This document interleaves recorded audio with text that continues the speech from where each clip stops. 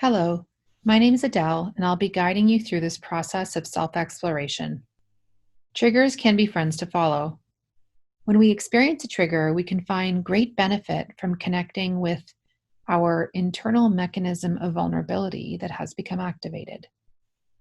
In particular, this method allows for a deeper understanding of the unprocessed emotion fueling the trigger, providing clarity regarding needs, including how best to navigate some of life's challenges. This process also facilitates the activation of our inner healing intelligence, offering us tools to navigate life's challenges. Let's begin with step 1, identifying the trigger. I invite you to take a few deep breaths to settle first into the present moment. Next, bring to mind an experience that upset you or triggered you within the last day or two. This could be something someone said or didn't say, or something someone did or didn't do. It can even be in response to a song you heard or a news clip you watched.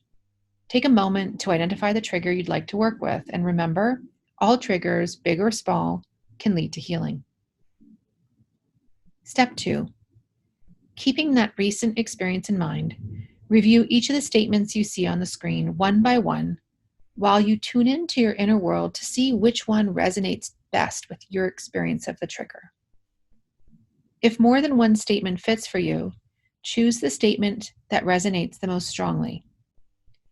Keep in mind the statement from this list that resonates best with your experience of the trigger.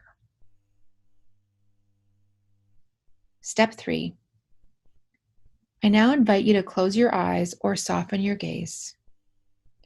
Next, take a few gentle breaths, inhaling and exhaling slowly. Doing so will increase access to your emotional world and allow for a deeper experience.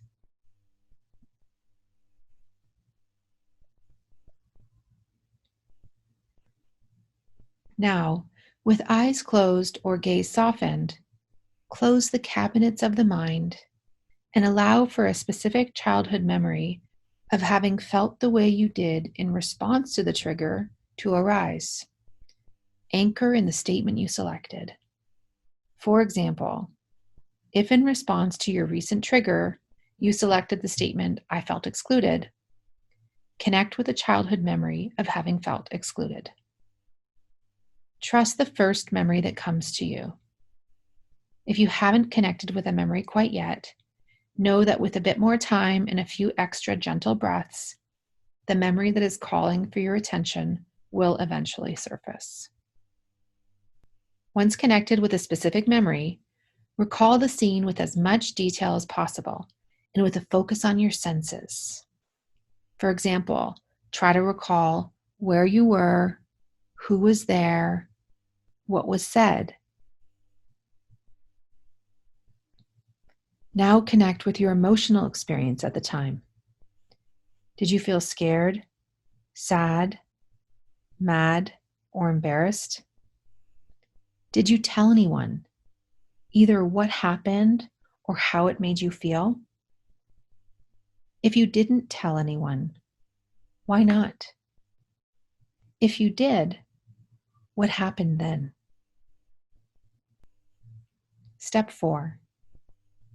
Now ask yourself, what were my child self's vulnerable needs at that time? Did I need comfort, validation, protection, compassion, understanding, patience, encouragement, love, or even celebration?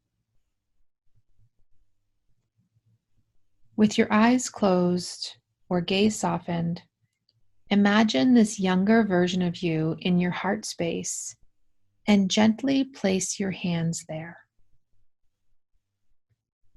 In your mind's eye, tend to your child self in a way that meets those needs with words and action.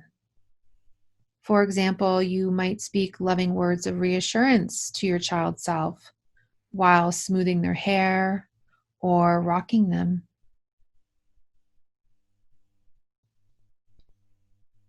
Breathe it in and notice how your child self responds.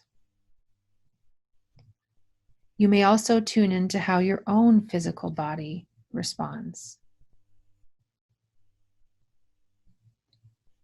Then, when it feels right, feel free to open your eyes and come back to the present moment. I invite you now to take a few minutes to reflect on the experience of having gone through this process. What did you learn about yourself, about others, your inner child, or your emotional world? Perhaps your perception of the trigger has changed, or your perception of the person who triggered you has changed if relevant. Oftentimes, people report increased self-compassion, increased compassion for others, as well as increased clarity regarding their needs after having gone through this process. Best of all, when we tend to ourselves in this way, we also tend to the unhealed parts of ourselves so that they can become integrated, which means they show up less frequently in our relationships or in other aspects of our life. When the triggers arise, trust that they are simply calling for our attention and that you can meet these needs with this practice.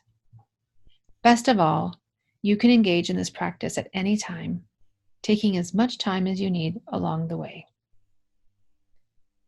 Thank you for participating in this process of emotional self-exploration. I sincerely hope it was helpful.